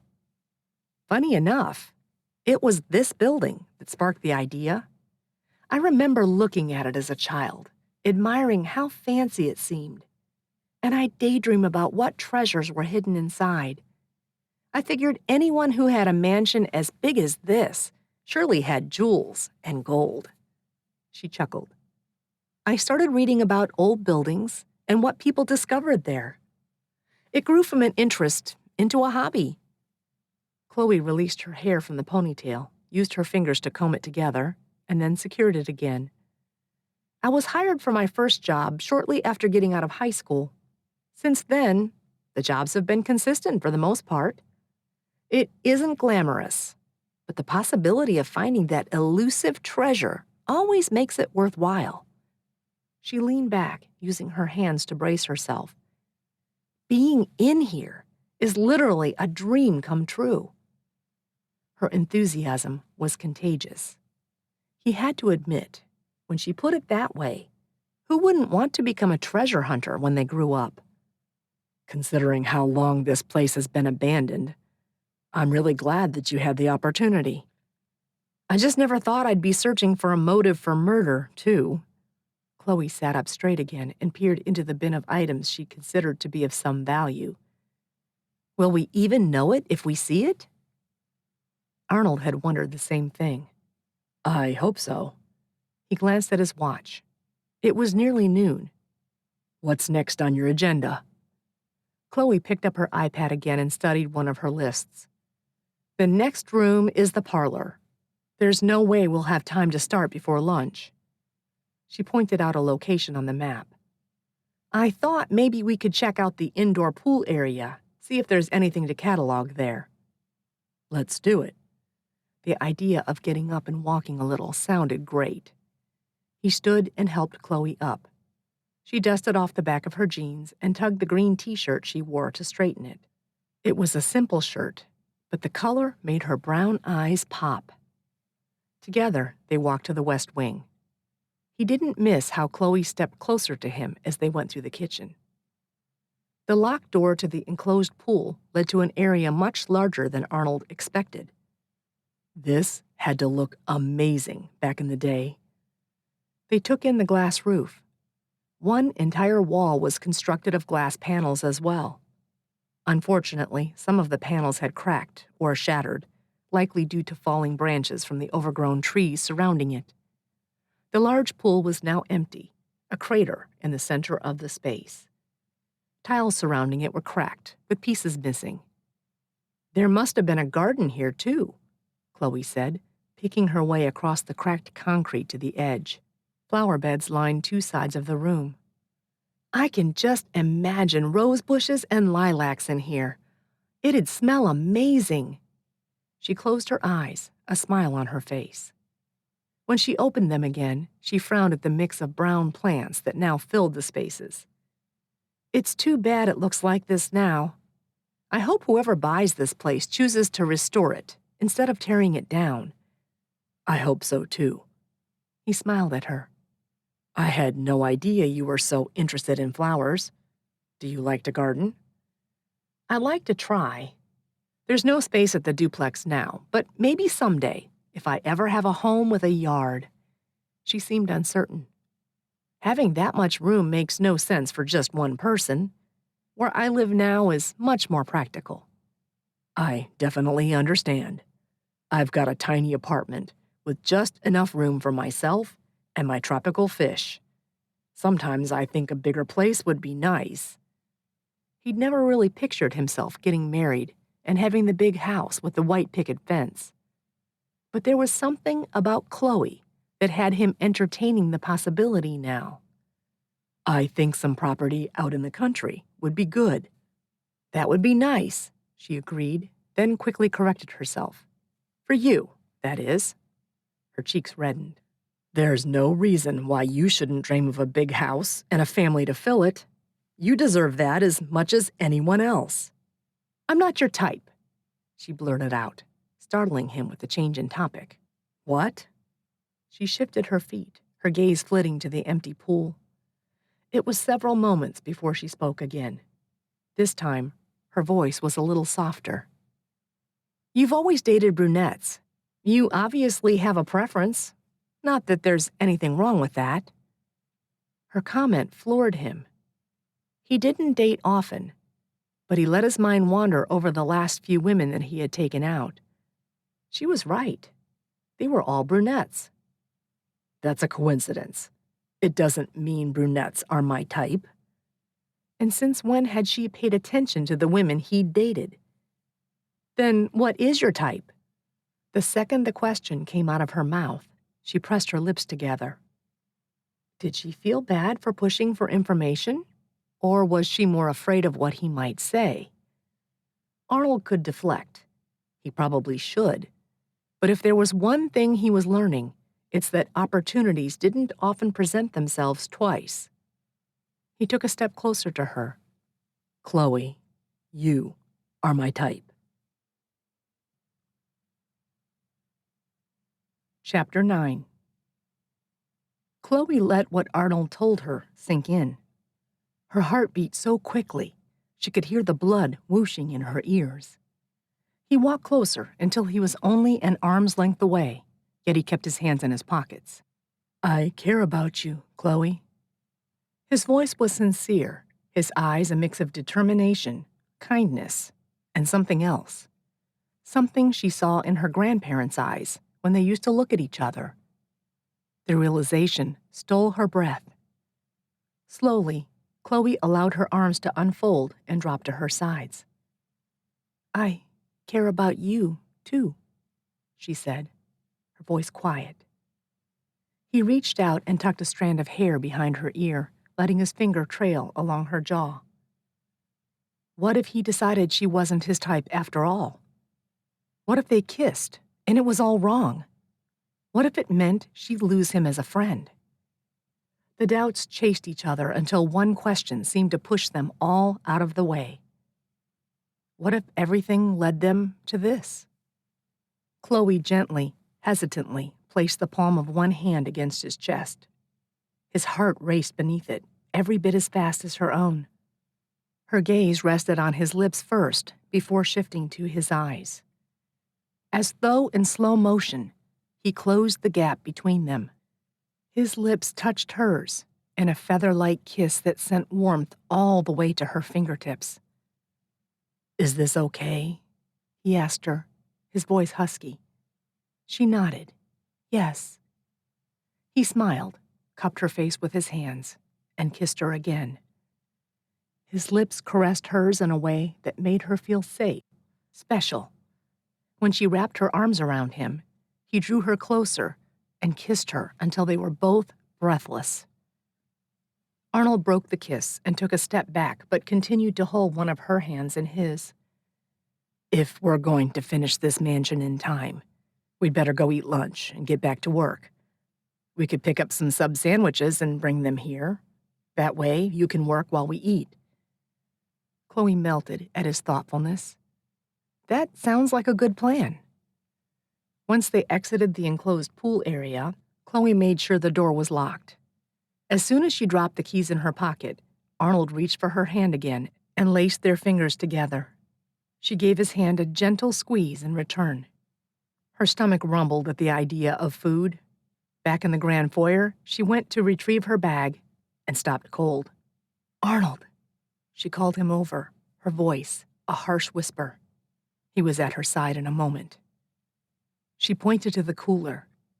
It was wide open. There was no doubt in her mind that it had been closed when they left to find the old pool. "Someone else is in here." "Come on, we need to go outside so we don't contaminate the area any more than we already have." He ushered her outside and pulled out his phone. "Chief Dolman here. I need Harrison and another unit at Mahogany Mansion. We've got a possible suspect hiding inside." He hung up and slipped his phone back into his pocket. "Who's Harrison?" "Officer Gabe Harrison. He's part of our canine program. I'm hoping his dog Loki will be able to pick up on the scent of the person going through the cooler and figure out where they are hiding." Once again, Chloe was grateful Arnold had insisted she not come to the mansion alone. Before long, a black Tahoe pulled up, along with another police car. She watched as a man got out of the Tahoe and opened the door to the back seat area, which as far as she could tell had been transformed into a kennel of sorts. He slipped a wide leather collar on the dog and called him out of the kennel. 2 more officers approached. Arnold explained the situation to them and then came back to stand with Chloe. "Harrison is going to go in with Loki and see if he can pick up the scent. Once Loki does, Harrison will be focused on following him. The other officers will be covering his back." Chloe watched as Officer Harrison directed Loki to the cooler. It wasn't long before the dog began sniffing the area and then took off toward the hallway leading to the East Wing. "We haven't been in the East Wing today," Arnold said, a satisfied note to his voice. "I've seen Loki track a suspect down a half hour after the guy disappeared. This should be easy for him." As if on cue, fierce barking bounced off the marble walls. Arnold led the way down the hall into the master bedroom.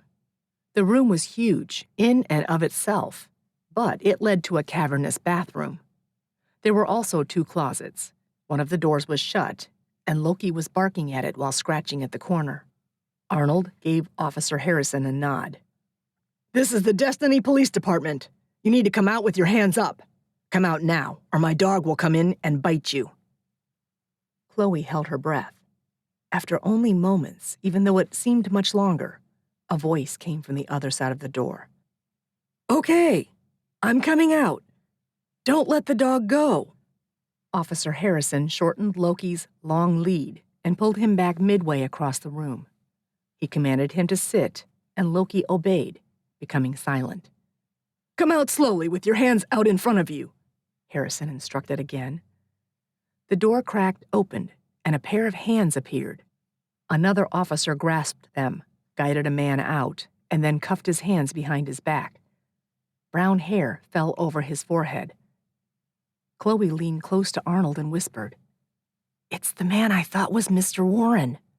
"You're certain?" She nodded. The voice, the hair that he'd had to push out of his eyes. There was no doubt. A police officer took hold of the man's elbow. "Is there anyone else in there with you?" "No, no one else." The suspect never took his eyes off Loki. "I didn't kill that guy, I swear." "Then what are you doing here?" Arnold's voice seemed to boom in the expanse of the room. The suspect didn't respond as an officer patted him down. "No weapons, but he does have a wallet." Arnold opened it and read aloud. "Spencer Border. Any relation to Daniel Border?" Again, the man refused to talk. Arnold motioned toward the door. "Take him in. I want to be there when he's questioned." "Yes, sir." The officer started reading the suspect his rights as he escorted him out of the room. Officer Harrison withdrew a rubber toy from his pocket and tossed it to Loki, who caught it midair. Good boy, Loki. Good boy. That was impressive, Chloe said, in awe of how quickly the dog had managed to track the guy down. Harrison grinned. He's something else, all right. He scratched the dog behind the ear and followed the other officers out. So it's over? Chloe asked, relief slowly replacing the adrenaline coursing through her body. It's over. Arnold tugged her in for a hug. I need to get to the station. You should come with me. Maybe we'll get some of our questions answered. She shook her head. I should keep working here. I've got tons of snacks. How about you grab those sandwiches on the way back when you're finished, and we'll eat a late lunch? He grinned at her. That sounds like a great idea. If you give me the keys, I'll make sure the gate is locked when we leave, so you don't have to worry about unexpected guests. She handed him the key ring. You certain you're good here? Absolutely, she assured him. I'll see you in a while. She watched as the officers escorted Spencer Border out. For the first time since entering the master bedroom, she was able to look around and fully appreciate the beauty of it, not to mention its expansiveness. It was literally bigger than her entire duplex. Chloe peeked into the bathroom. A huge marble garden tub sat in the center of it. 6 pillars surrounded it, and a wall-length mirror took up the entire back wall, complete with gold etching. She turned to leave the master bedroom and noticed another ornate fireplace. The bricks were pristine, as though it had never been used. This room would be inventoried soon enough. For now, it was time to focus on the parlor. Arnold sat across the narrow table from Spencer Border. Officer Crouchside joined them, a folder in his hand.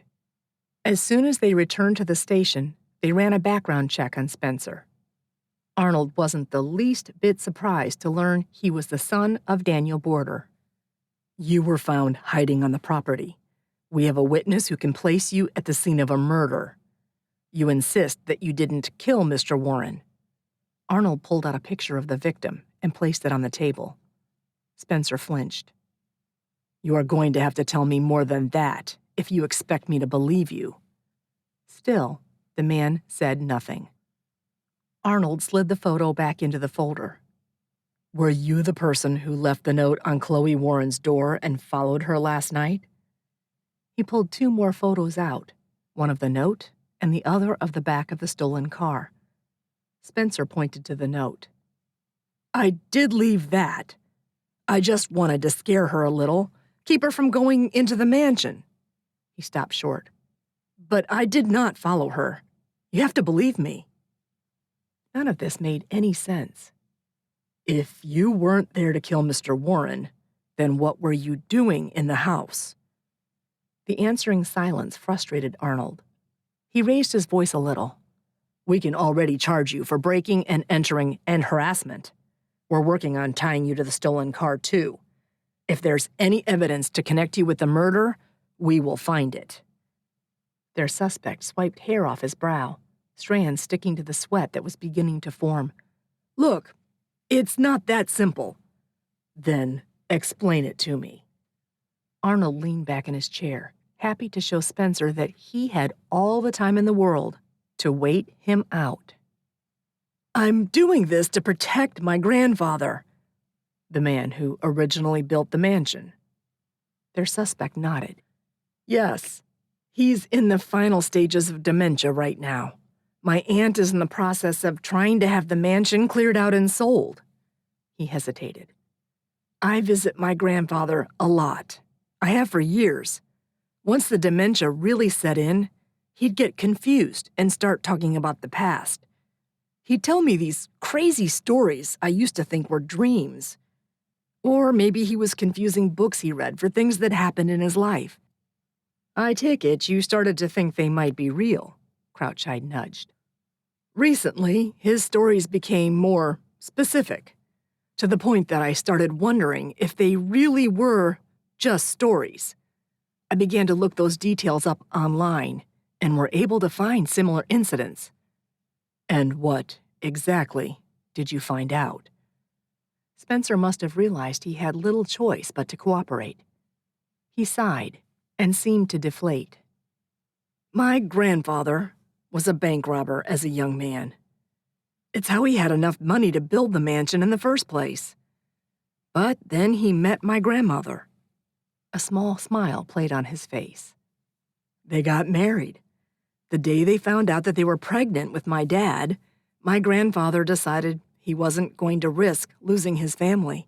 He walked away from it all, moved the family to Maine, and never looked back. What years did these bank robberies take place? Spencer answered the question, and Crouch-eyed gave a nod before leaving the interrogation room. Arnold knew he was heading out to do his own research. Let's assume everything you've told me is true. How is going to the mansion now protecting your grandfather? At this stage of dementia, I doubt anyone would take his claim seriously. Because 3 days ago, he told me the money is hidden somewhere on the property. He held up a hand to stop them. I know what you're thinking. But he seemed lucid at the time. He told me to tell no one else. When I asked him about the exact location of the money, he became confused again. There's a good chance someone is going to tear the place down and rebuild. When they do, they'll find it. My grandfather made a real, honest life for himself. He's an amazing man. I don't want his life tainted by the bad choices he made in his teens and early 20s. So you were what? Going to search the mansion to find the money, sneak it out, and no one would be the wiser? What were you going to do with it then? I don't know. Burn it? I don't want any part of it. I'm telling you the truth. The door opened, and Crouch-eyed gave Arnold a nod. Arnold stood. I'll be right back. Once outside, Crouch-eyed shared what he learned. I can't find any concrete evidence that Mr. Border was a bank robber. That said, there were a string of bank robberies during the years stated. The money was never recovered. A month later, a body washed up on the shore of Lake Buchanan. There was no direct link between that body and the robberies either, but they stopped after that. A coincidence?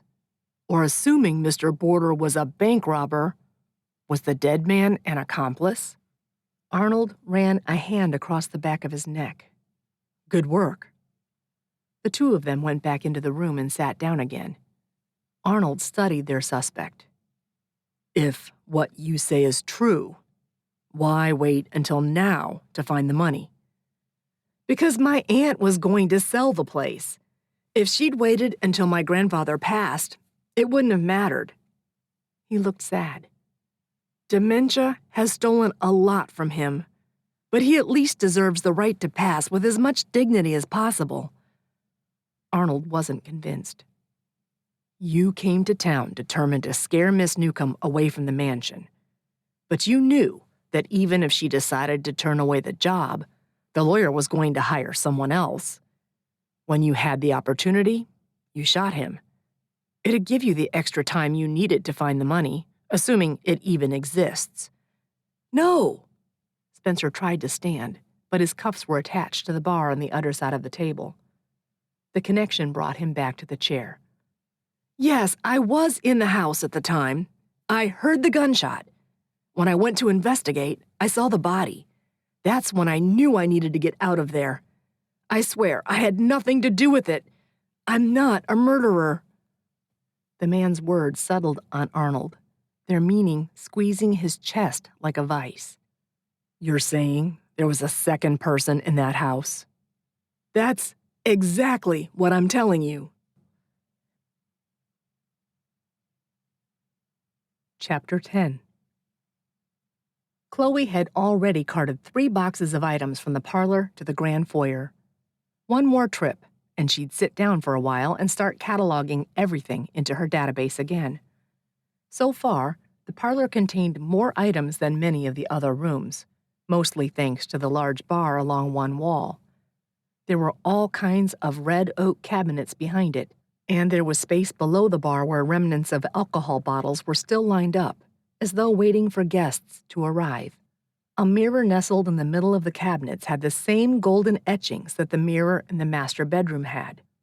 While most of the cabinets were empty in other areas of the mansion, these cabinets contained a lot of old wine glasses, mugs, shot glasses, and more. She set an empty cardboard box on the bar and started putting more glassware in it to carry back to the foyer. The fireplace on the opposite wall drew her attention. It was nearly identical to the one in the foyer, except this one had a large mirror built into the space above the mantel. This one, too, had ashes built up, the bricks inside painted black from flames that once filled the vast room with warmth. When the box was full, she carefully carried it back to the foyer and set it next to the thick blanket on the floor. She reached for the first object to study, but something kept bothering her. She couldn't figure out what it was until her gaze settled on the fireplace in the foyer. It was clear it and the one in the parlor had been used heavily. So why did the one in the master bedroom look like it had never been used? That room was massive and certainly would have needed help to keep it warm in the winter. Chloe stood, completely forgetting about the boxes of items she was going through. Instead, she went outside to the front of the house and followed the cracked driveway to the gate before turning around again. Using one hand to shield her face from the sun, she looked at the roof.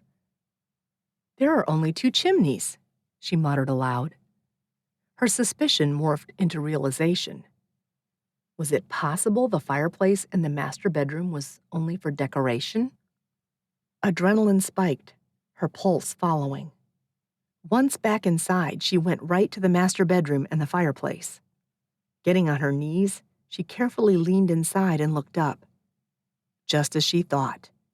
The chimney space didn't actually go anywhere. "I knew it!" She ran a hand along the bricks at the back, half expecting some kind of secret passage to present itself. Nothing happened. Her phone rang. She saw Arnold's name and answered it quickly. "Hey, I may have found something here. I think the fireplace in the master bedroom is a fake." "Chloe, get out of the house now. Spencer Border may not be the killer. Someone else may be there now. I'm on the way." Panic hit her in the chest. A heartbeat before shuffling in the doorway behind her snagged her attention. She turned to see a fist fly toward her face, colliding with her cheek. Her hands smacked the marble floor first, pain ricocheting through her wrists just in time to save her face from impact. Her phone flew out of her hand, and the screen shattered. Warmth trickled down Chloe's cheek until drops of blood hit the floor. "You just had to keep digging, didn't you?" A deep voice, laced with anger, spoke from nearby. Chloe tried to turn her head to see him, but he grasped her ponytail and jerked her to a standing position. She groaned against the pain pounding in her head. "Who are you? Why are you doing this?" The man spat on the ground near her feet. "Because the old geezer who built this place stole from my father, and now I'm going to get what I'm owed." He gave her ponytail a twist. "Although I should thank you. I could have torn up every wall in this place and never found where the money was hidden." He held up a sledgehammer and then slid it across the floor toward the fireplace. "Let's see what's behind there." The man withdrew a handgun and then shoved Chloe toward the fireplace. "I suggest you start demolishing before I get impatient." He waved the weapon at her. Chloe scrambled to her feet and picked up the sledgehammer. Her wrists, sore from the fall, protested at the weight. She got her first look at the man, but didn't recognize him from anywhere. The lack of emotion in his eyes and the way he glared at her sent chills down her spine. She hefted the sledgehammer and took a swing at the bricks at the back of the fireplace. It took several impacts before they began to crack. Once they did, though, they crumbled away, revealing an empty space behind them. The man was grinning now. "Set the hammer down." As soon as she did, he grabbed her by the hair again and shoved her to the ground. "If you move, I'll kill you." "Why don't you just kill me now?" The man glared at her. I heard your phone call. I'd be an idiot if I didn't hold on to a hostage for now. I can always kill you later." With his eyes and gun trained on her, he knelt to feel around inside the space with his free hand. He pulled out a canvas bag and set it on the ground at his feet. The zipper stuck at first, but he finally got it open before thrusting his hand inside. Laughter echoed off the walls as he pulled out a stack of $100 bills. He was still watching her, but he quickly reached inside to retrieve another canvas bag. Chloe's cheek throbbed, and she wiped away the blood. Seeing it reminded her of the pool of blood in the kitchen, and panic threatened to steal her focus. She had no doubt this was Mr. Warren's killer, which meant he wouldn't hesitate to shoot her, too.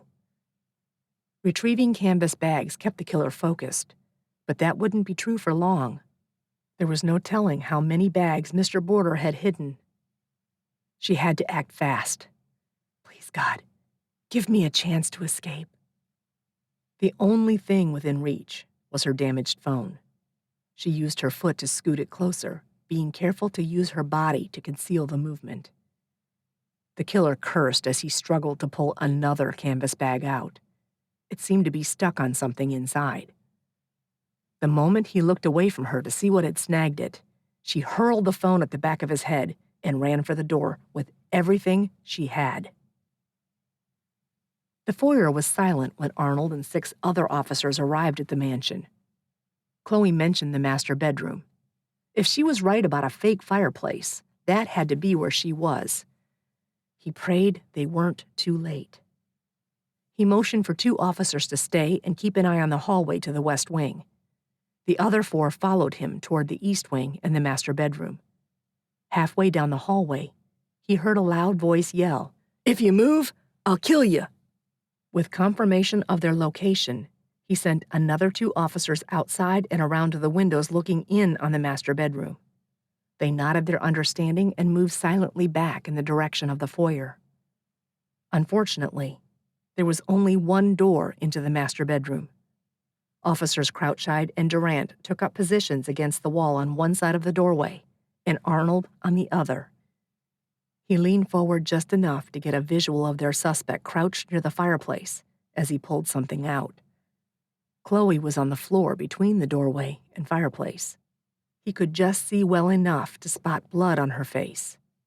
His own blood boiled, but he kept his breathing even, his focus sharp. Chloe's life depended on it. Dear God, protect her. He watched as she swiped at her face, then subtly reached for her cell phone.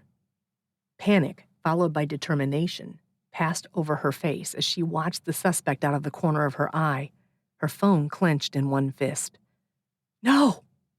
He immediately knew what she was about to do. Before she had a chance to react, the suspect turned his attention to the fireplace, and Chloe threw the phone at him with all her might. The phone hit the man in the back of the head hard enough to startle him, causing him to hit the crown of his head on the fireplace bricks. Chloe scrambled to her feet and ran for the door, but she only made it a few steps before the killer whipped around, his gun at the ready. "Chloe, get down!" Chloe saw him in the doorway at the same moment she heard his command. She instantly fell to the floor. Arnold waited for the line of sight, held his breath, and squeezed the trigger. The bullet found its mark, and the killer slumped, his back resting against the fireplace. Both of the other officers rushed toward him, one confiscating the gun that had clattered to the floor. The other checked for a pulse and shook his head. "He's gone." Arnold holstered his own weapon and dropped to his knees next to Chloe. He scooped her into his arms, relieved when her own arms tightened around his neck. He said a silent prayer of thanks. "I've got you, Chloe." He tipped her chin up and then cringed at the angry cut over her cheekbone. She'd probably need a few stitches to close that back up. The area under her eye was already bruising, and the sight of blood drying on her skin made him feel sick. "I'm okay," she whispered, her eyes on his face. "Thanks for having my back." Any time. He pressed a kiss to her forehead. Any time. Chapter 11. The television showed a close-up view of Mahogany Mansion. A small picture of the man who nearly killed Chloe appeared as the newscaster continued her report. The man who murdered local lawyer Brock Warren was later identified as Denver Pierce. His father, Emmett Pierce, allegedly robbed banks with former Destiny citizen Patrick Border some 50 years ago. The newscaster folded her hands on the table in front of her. Emmett Pierce's vehicle ran off the road, resulting in his death around the time the string of bank robberies ceased. It is unknown how Denver Pierce came to discover who Patrick Border was, or that he suffered from dementia. But hospital reports show he'd been a regular volunteer in the facility for months. It is believed that during one of those visits, Mr. Pierce may have overheard Mr. Border talking to his grandson about the money. More than $1 million was recovered from within Mahogany Mansion. The current owner says she has every intention of selling the home. It's expected to go on the market sometime this summer. Grandpa picked up the remote control and hit the power button. The evening news winked off, and the television screen went black. That is something else, isn't it? Like a story straight out of a movie. Chloe heard all the details surrounding the money recovered from Mahogany Mansion. Yet, watching the news report on it still seemed surreal. It turned out that Spencer Border had been telling the truth. Not only had his grandfather walked away from a life of crime, but he left a detailed letter tucked into one of those bags of cash detailing his responsibility in the bank robberies, along with an apology to anyone his actions might have hurt. According to the letter, the only reason he didn't turn himself in and give the money back was because he refused to leave his family. I mean, I can respect the man for wanting to be there for his wife and kids. Chloe leaned into Arnold, and he wrapped an arm around her shoulder. They'd settled on the couch after dinner to watch the story on the news. Obviously, Mr. Border turned a new leaf and lived more of his life that way than he ever did as a criminal. Grandpa pushed himself up from his recliner. I'm all about forgiveness. But every choice has a consequence, and he never faced his head-on. I have a hard time believing that the secret he carried didn't have some kind of negative impact on his life. Arnold absently stroked Chloe's shoulder with his thumb. They aren't pressing charges against him. At this point, his dementia is so severe he would never be able to take responsibility. He'll live the rest of his life in a medical facility. Chloe leaned her head back to look at him. What about his grandson? Since his aunt owns the mansion now, it was up to her. She chose to drop all charges against Spencer. We released him from custody yesterday morning. I wish we knew what actually happened to Emmett Pierce, Chloe mused. Did his car really run off the side of the road? Did his death go toward Mr. Border's decision to step away from a life of crime? Or was Emmett killed to keep Mr. Border's secret?